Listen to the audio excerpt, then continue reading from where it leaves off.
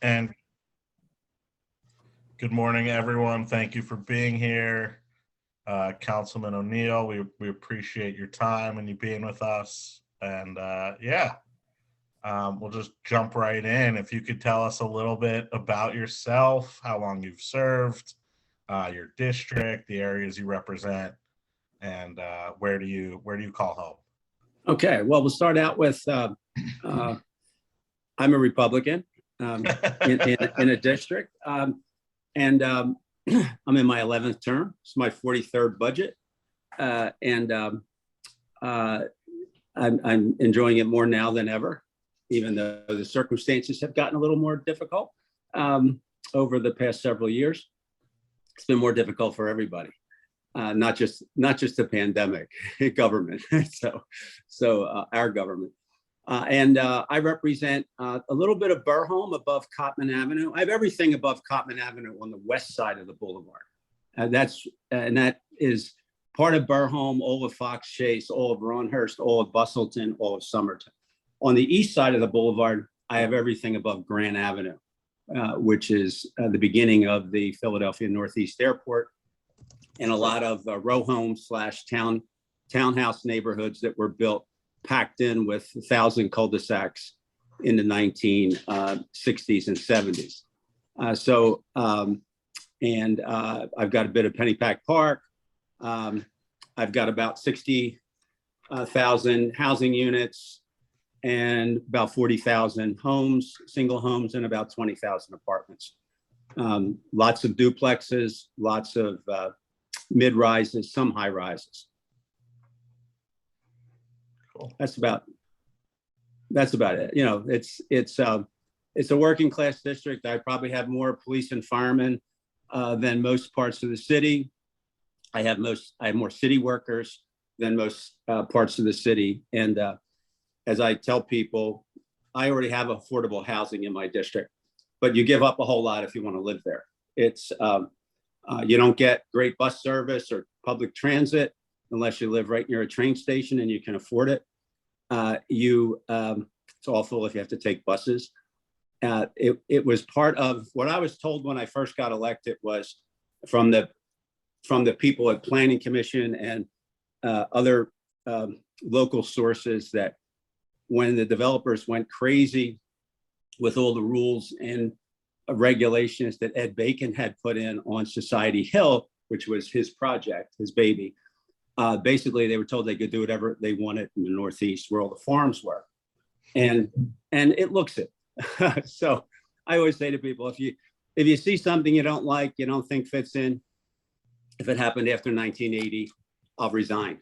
So that's I spend a lot of time on zoning and land use and that kind of thing. What committees are you involved in at council? What do you... I chair the technology committee, which every once in a while actually has a hearing. I'm on rules. I had been on it for 28 years, got off to let some younger people try it, then decided how to get back on to protect my district. You have a lot more protection if you're on the committee as opposed to not being on.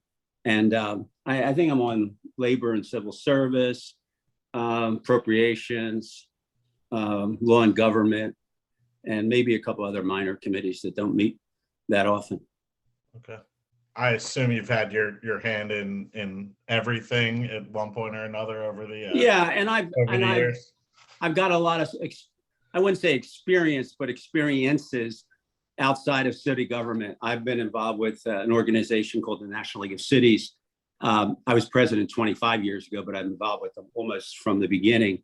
So I get to see and talk to a lot of people from around the country on a fairly regular basis. And there's a similar organization in each state. The one in Pennsylvania is the Pennsylvania Municipal League, and I've been president of that twice. And again, stay in touch with other people around the state, and go to places around the state and see firsthand what it looks like, what's going on, how they're doing it, that kind of thing. Got it. It's a tough moment with the Philadelphia Fire Department right now. And oh, it's awful. Yeah. Last week, you have a connection there. Can you speak to that? Well, I mean, I think it's sad because I thought a long time ago we Philadelphia had gotten away from going into buildings that didn't have anyone in there that were just going to burn, and without 100% safety. And I don't know what happened there, but I think there's a lot of questions that'll never be answered, and it's a sad thing. It's different if you're going in. Somebody said there's somebody in there that really isn't, but the firefighter has to go in to check, see if anybody's upstairs. Something happens. It's a tragedy, but we were trying to save lives. This was not a life-saving situation, and I'm sure a lot of facts will come out, but it's not the first time it's happened. Actually, it's happened many times. I just thought that that we had gotten past it, and it makes it doubly sad, triply sad, whatever you want to say. So one of the things that's been sort of plaguing the city for a little, crime and public safety have been issues for going on a couple of years. It's a nationwide thing, but also, happening here. What is council doing to address crime and get Philly, back on track? Oh,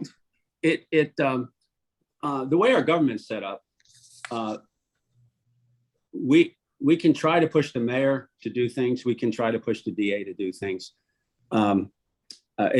We can establish clearly that we'll support something, but we can't directly do anything.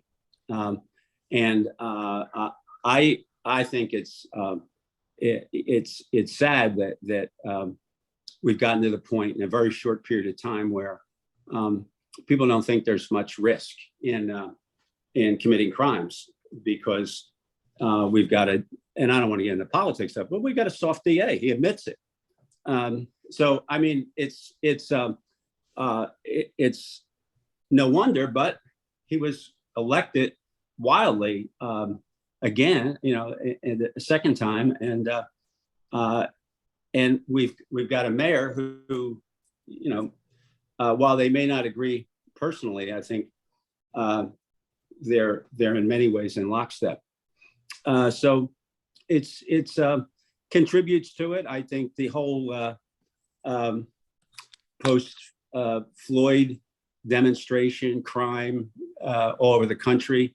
We were one of the worst cities, and we did less to combat it when it was happening than anywhere else. And our business district looks like it. You combine that with the pandemic, and you've got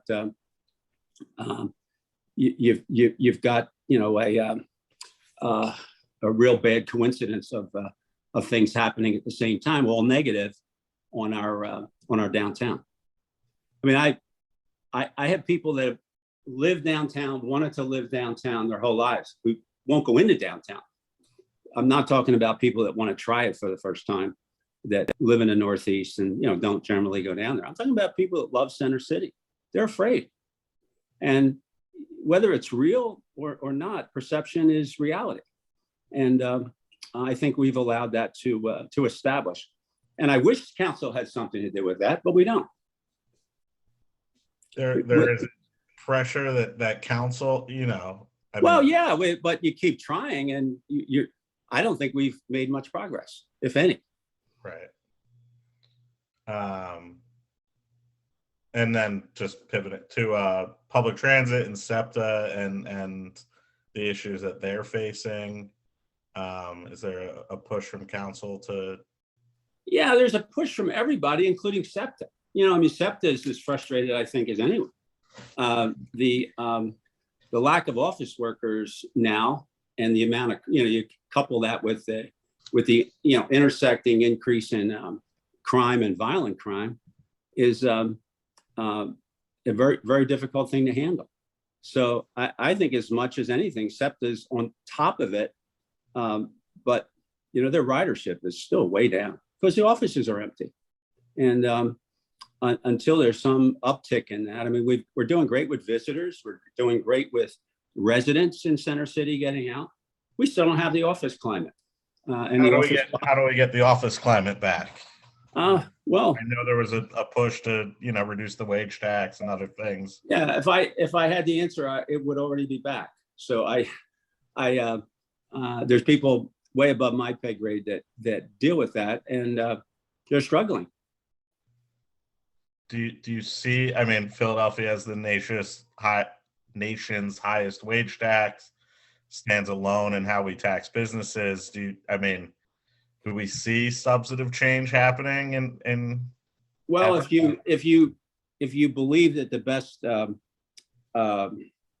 solution to crime is getting people jobs and poverty as well, those two things stand out on the other side. Right. We have the highest poverty and we got the highest business and wage tax. Yeah, maybe it's a coincidence. I don't think so. So as you opened with, you are a Republican in a predominantly Democrat council. How do you function there? How does that relationship? Well, a lot of it I like to keep to myself. I mean, I just try to establish personal relationships with people, and let them know that I'll support them on issues that mean nothing to my district, that mean very little to me. But if they're their issues, I not only will support them, but I'll try to help them because I've been around a lot longer than they have. I mean, right down the line. Darrell's a rookie compared to me. So the it doesn't work for every person, but it works a lot. I mean, the world is about relationships. Everybody on this call is in a relationship business.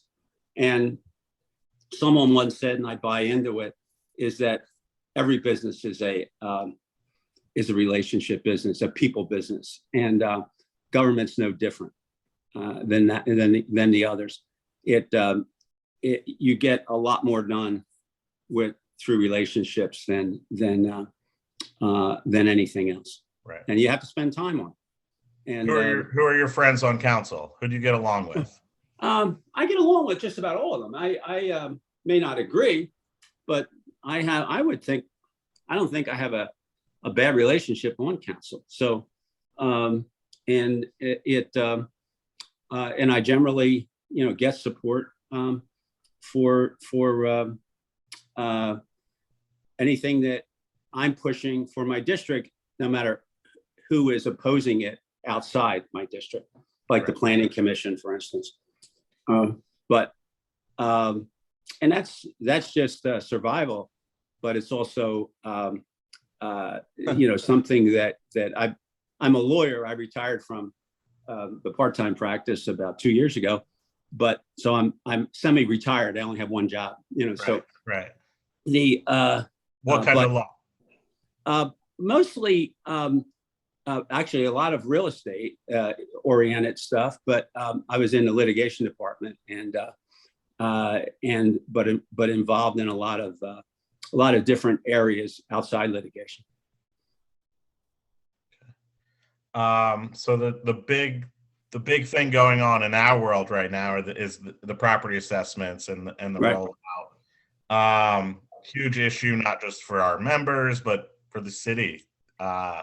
It's going to have big ramifications. We went through this, not too long ago with AVI. Could you give us a little background on the new property assessments? What did you think of the rollout? And where are things in terms of mitigation gonna the rollout was terrible. The timing of it, the lack of clear understanding of how they got from where they were to where they are. The timing was terrible, and there's a whole lot of things you could say bad about it. What we have to focus on, with two things, but down the road as we move along, we have to focus on that it's all about accuracy.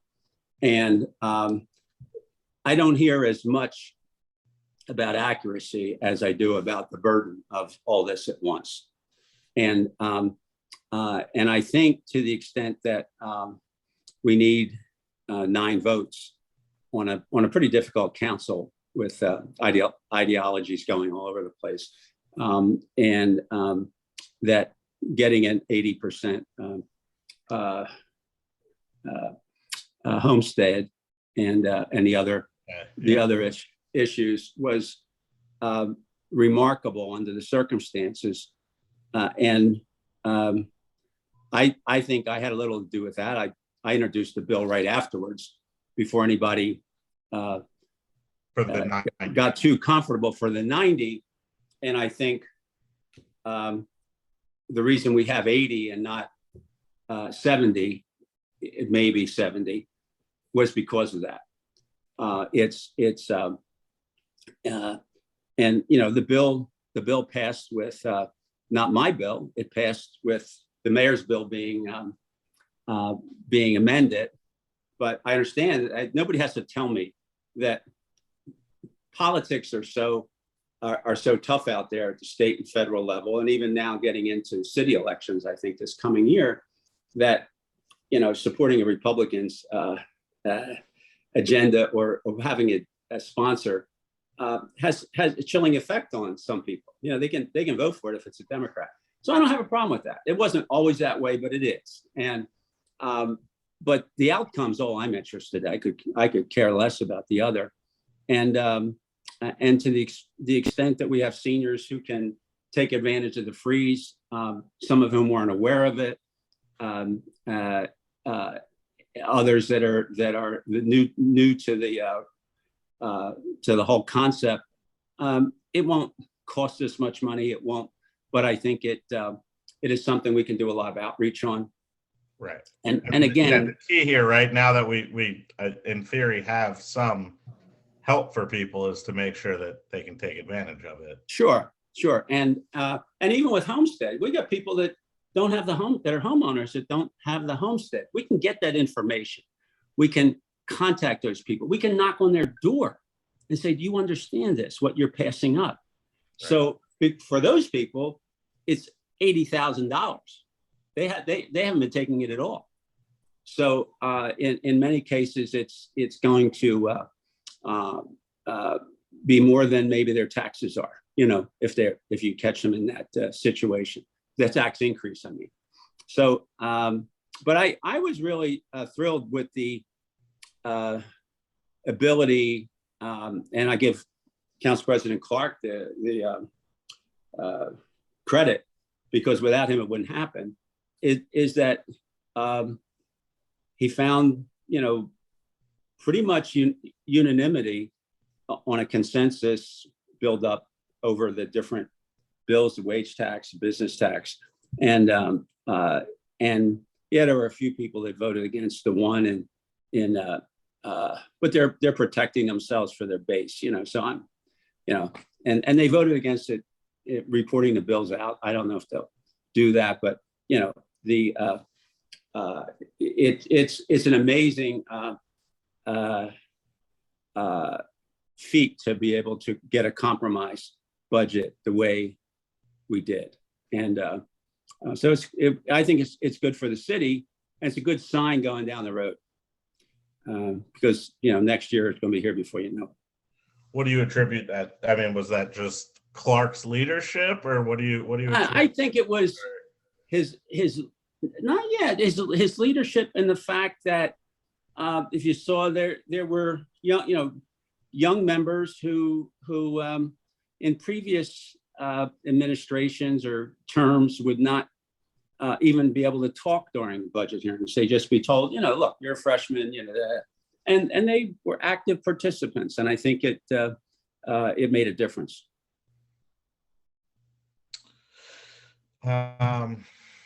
You have a long history. I'm going to just, you have a long history of supporting community groups and playgrounds. Why is that something that's... Well, it occurred to me a long time ago that there's 2 things in Philly. There's actually 3 things. And one has kind of become given a bad name, but I'll start with the easiest one.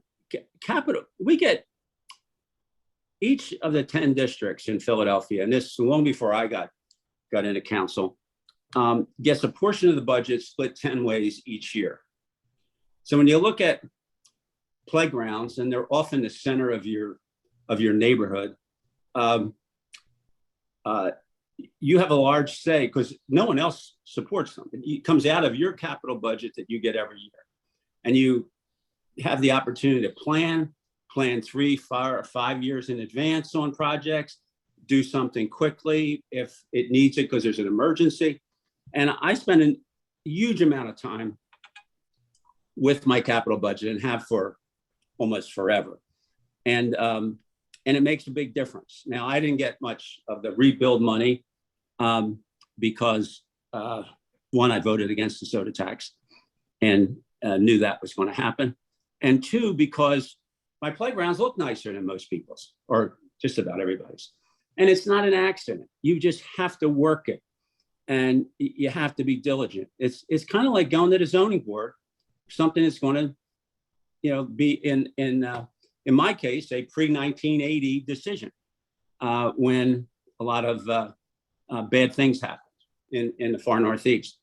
And you got to get yourself involved. And I offer my services to my colleagues. Rarely are they accepted, but there's still not enough hands-on, trying to affect positive outcomes. So capital budgeting is a big deal. There's not a city in the country that has that model. 27 years ago, we started a grant program for small community organizations that volunteer in the community with kids, with seniors. And it's a nonprofit board. We give grants out each year. And I spent a lot of time on that. No one else in the country has that kind of a model. And it developed in the middle of, or the end of the first term of Mayor Rendell, and it has grown since. And it's very unique because, first of all, you learn a lot more about what's going on in your district. And what started off as just a few groups that I knew were doing it, and we didn't have much money. I have about 150 groups, and I held a meeting where we give out the grants, and I want people to see each other. And sometimes I have 3 people, a person picking up the grant award for 3 organizations that they're involved with, and show people that this does make a difference when you have volunteers interested in their community and making it better. And so that's unique. And then the last one is what has been called over the last several years, council prerogative. And, I kind of equate that term to nicknames like side hustle. Somebody's out there working their butt off on a second job, and it's a side hustle, okay, it's cute, and all that. But council prerogatives started, and I don't give this history lesson very often, but it started because I found out when I first got in 1980, people volunteered from different departments, but mainly the chief clerk's office and the planning commission, that what was the practice in my district, where there was a lot of opportunities for development in the 60s and 70s, was an at-large would introduce a bill at the council president's direction. The district councilman would oppose it. They would hire buses. There would be yelling in city council. There'd be a 16-1 vote. And then everybody would more or less go in the council president's office and smoke cigars. It was all predetermined. And at that time, there wasn't a lot of cases at the zoning board on big stuff. Big stuff, you're paying money. You want a sure thing. You want an ordinance. And it was just like the way the business was done. I had a developer told me at one point who had done a lot of that work, an older guy. He said, look, I just want to know. He said, how much? He said, I can do that. I need so many units to spread it out over, to cover it. But you just got to tell me how much. And so I told my colleagues, I said, nothing is getting introduced. I mean, I'm 30 years old at the time. I said, nothing's getting introduced in my district unless I am in favor of it. And I'm not introducing any bills unless I'm in favor of them. I'm not going to put something in to see which way the wind's blowing. And everybody said, sure. I figured they must have thought I was going to be, out of there in 3 years or whatever. It turned out that everybody kind of liked it. And it just kind of grew on my colleagues. Ann Verna, who was council president for a long time, but when I got in, she was one term ahead of me down in South Philly, and was a Democrat that didn't get to speak much, because at that time, no one spoke unless you were given a script. And you were just told what was going on. And Ann stopped the trash to steam proposal in the mid 80s. Wilson Good was mayor. And there wasn't a person outside of some people in Ann's district and Ann who thought it wasn't the best idea anyone has ever had, that it was going to change Philadelphia. It was going to be down where the stadiums are. There wouldn't be another stadium there because of it. So I took the position, and several other members did, that, that's in Ann's district. We're going to support her. I said, Ann, I don't know your district. It sounds good when the Chamber of Commerce talks about it, when Mayor Good talks about it. And it was the first one I can remember that was this council prerogative changed things. Now, well, what about, well, no, let me finish. This is not a complete story yet. All right. I think what happened was I was dealing with bills for zoning primarily, because that's where this stuff happens. And that's what the trash to steam was on a very large scale. How we got into this affecting vacant lots and all that without any structure for people, in districts doing what I don't have any of them, but I would never handle it the way they've been handled over the last 40 years or so. There's no transparency. There's no community involvement. It is taken something. It's ripe for exploitation. And it has proven itself. Even if it isn't, the appearance of impropriety is not. Yeah. So in my mind, that shouldn't count that way. And they've tried some things just recently to kind of pull that away, but I don't pay close attention to it because it doesn't affect. Is there any way to rein it in? I don't know. I don't know.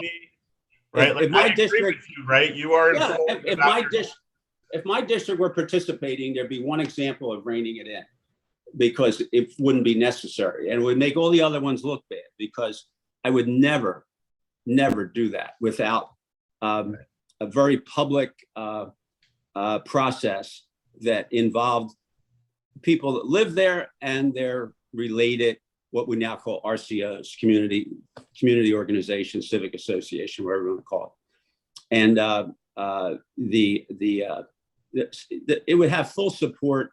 I mean, I can't tell you how many times I sat in a hearing. One person came in, the whole thing was done. It had been going on for years. And someone said, we're going to continue the hearing. We'll meet with you on Tuesday. Come into my office. And the lot nothing ever happened to the lot again, or that person got, it's sad, but that is something that I believe is fixable. I'm not part of the fix. It's not in my area, but I do think that controlling what happens, as long as it's backed up by the neighbors, you're not doing your own thing. You're doing something that is shared with the people that are affected, and to the extent possible comes from them. I think is important. Right.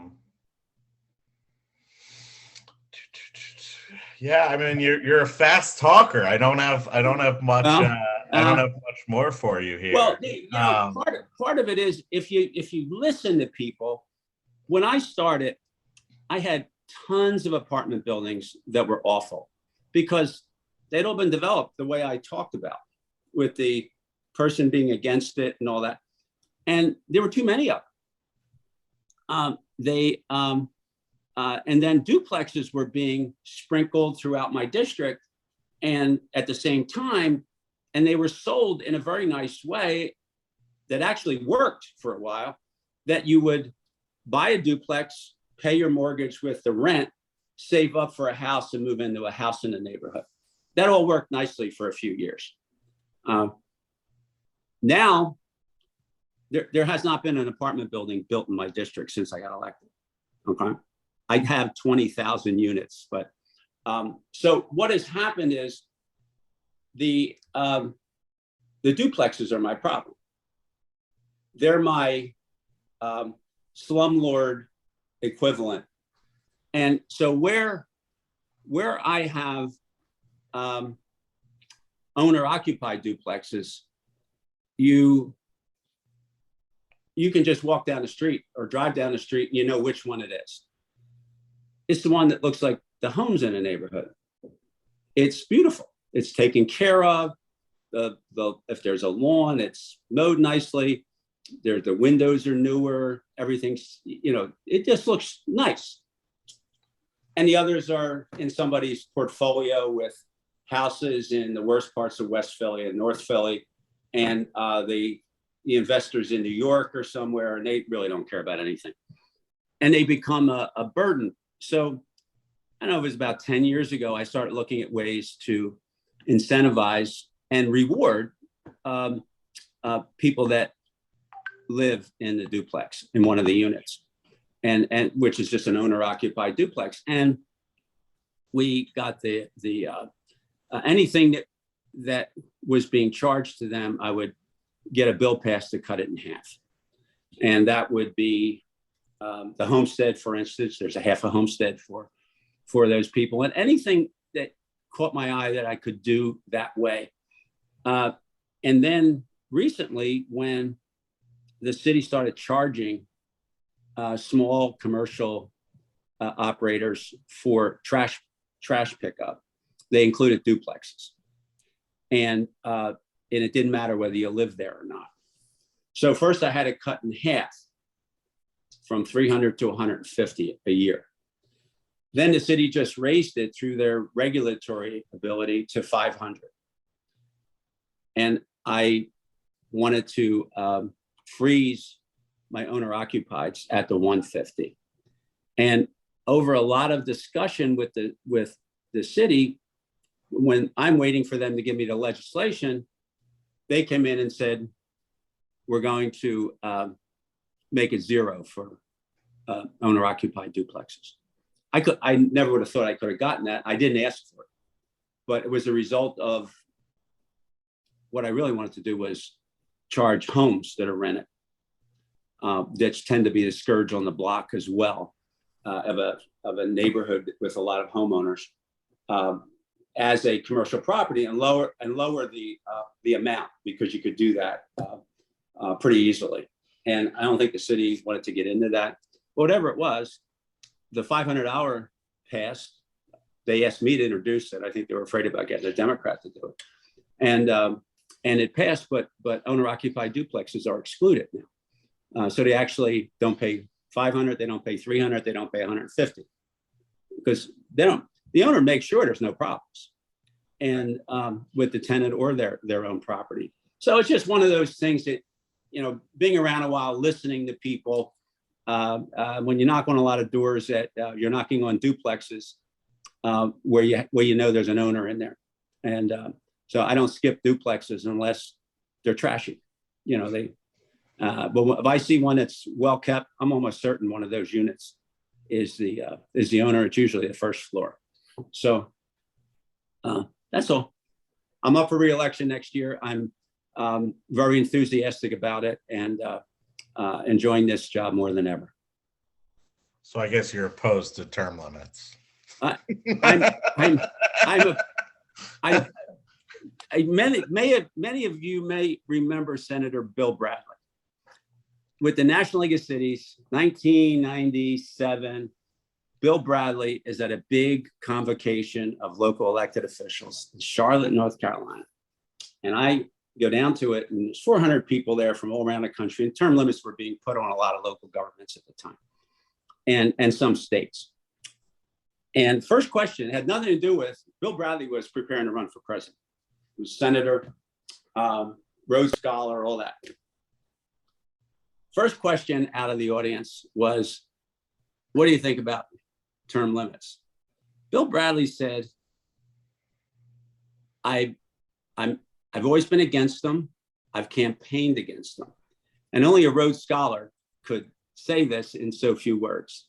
You don't solve the problem of too little democracy with less democracy.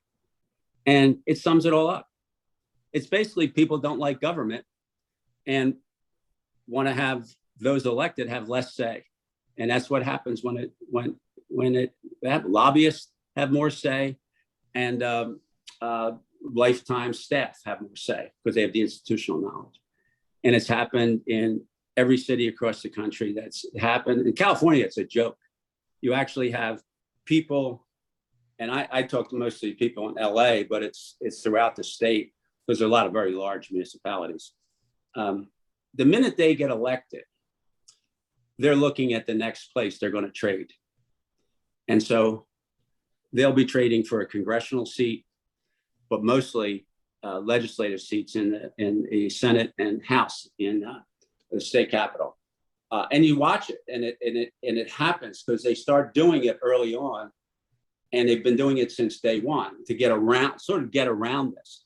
And that's really the worst I've seen. But it's very organized and very effective. But Philadelphia is a ridiculous example now. At one time, it would have been, at least you could argue that there's just this whole council's been here too long, and they're not very competent. Now we have young people, well-spoken, well-educated, whether we like their ideologies or not, irrelevant to this. But we have, in terms of terms, we have the youngest council in the country. You take away me, you take away Darrell Clark. That's only 2 out of 17. Everybody else is a rookie. And now we got 5 people resigning to run for mayor, which will even take that further. You need a couple of people, or you hope you have a couple of people who can at least remember 8 years ago or 12 years ago, or something that happened that relates to this, So yeah, I'm against it, even though it wouldn't affect me, because everyone that does it, they make it starting that year or something for it. So it really doesn't have any impact on me. I just remember Bill Bradley because I'm not a Rhodes Scholar, but I like to write as briefly as possible when I'm writing or think, summarizing. So that's it. Yeah, no, I appreciate that. I was kidding, but yeah. Yeah. That's a good one. I like it. So, what's something we should be looking forward to with the city? What's something positive? Let's close with what are you excited about?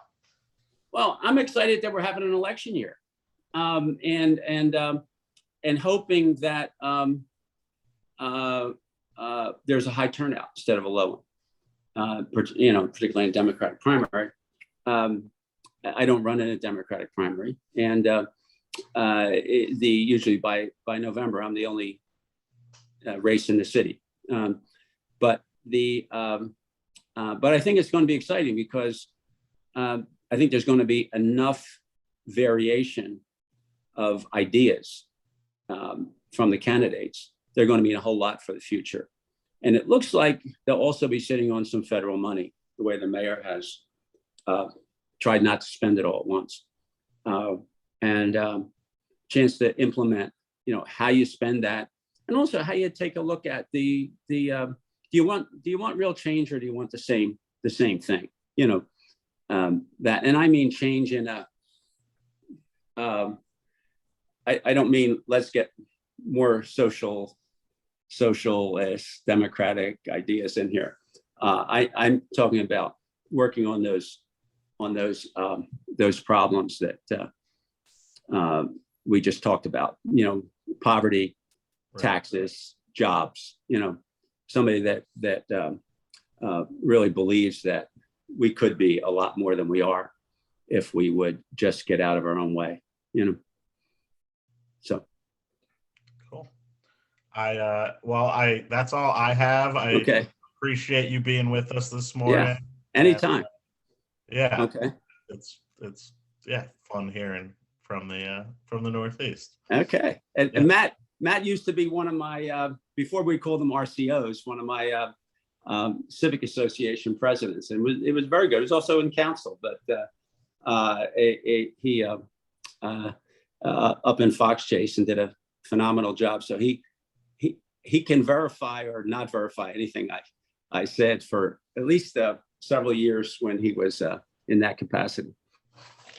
Councilman, I'm still recovering from the scars of leading a civic association. Okay. And then it's true. Working on council. Yeah. That's right. You see it all, but we thank you very much for joining us today and for giving us your thoughts. GPAR, thank you very much for joining us. Don't forget, respond to the call for action. Let's see you at the HUD thing tomorrow, and everybody have a great day. Thanks again. Thank you. Okay. Bye-bye.